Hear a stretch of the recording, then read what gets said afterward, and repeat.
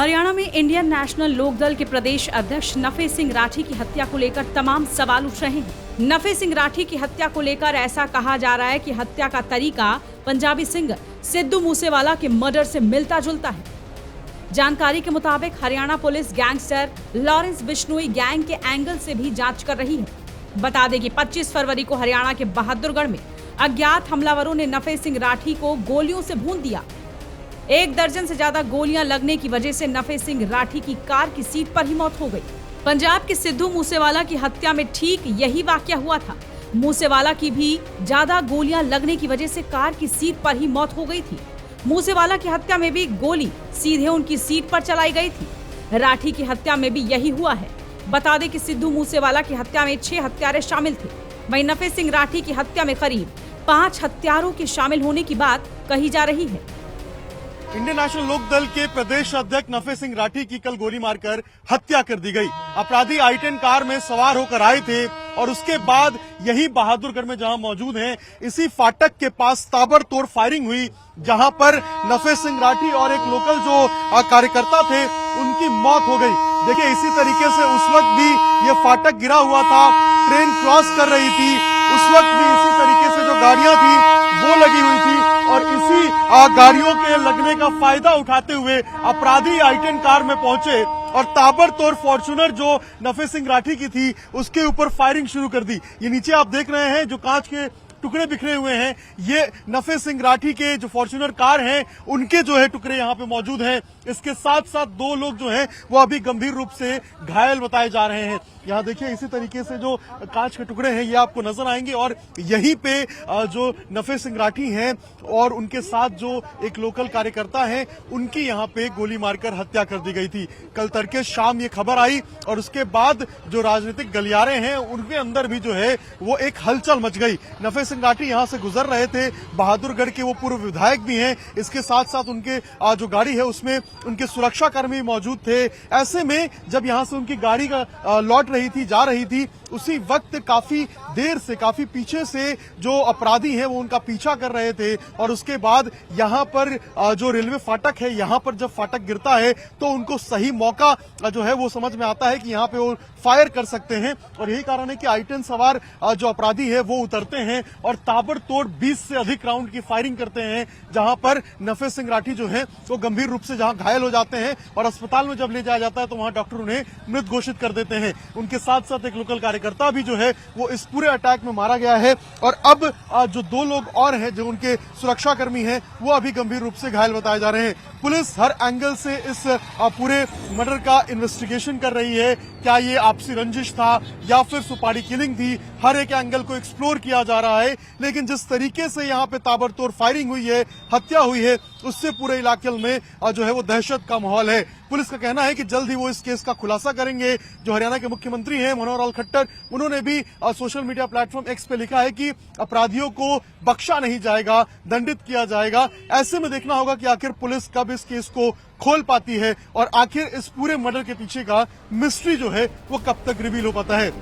आपको बता दें कि कार में जिस तरफ राठी बैठे थे उसी तरफ से निशाना बनाया गया। ठीक इसी तरह सिद्धू मूसेवाला को भी निशाना बनाया गया था। वहीं नफे सिंह के परिजन इस हत्या की गहराई से जांच की मांग कर रहे हैं और परिवार की सुरक्षा का मुद्दा भी उठा रहे हैं। पापा की हत्या के बाद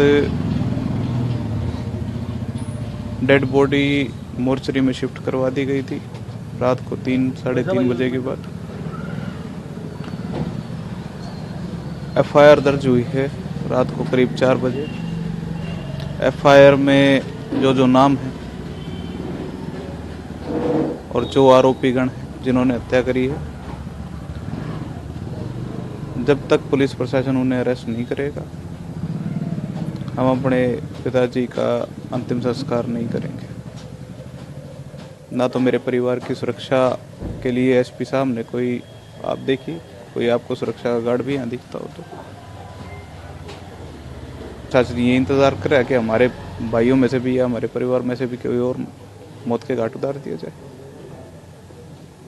तो जब तक प्रशासन इनको अरेस्ट नहीं करता और हमारे परिवार की सुरक्षा नहीं करता, हम अंतिम संस्कार नहीं करेंगे। पुलिस के कार्रवाई से आप खुश नहीं? पुलिस की कार्रवाई हुई कहाँ है।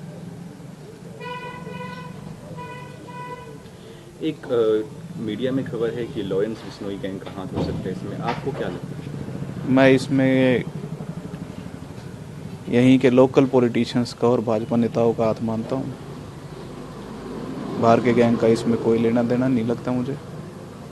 और जो जिस पे हमें शक है वो एफआईआर में उनके नाम है। पुलिस प्रशासन से यही मांग है कि जब जल्दी से जल्दी उनको अरेस्ट करें, उसके बाद ही आगे कोई कार्रवाई की जाएगी।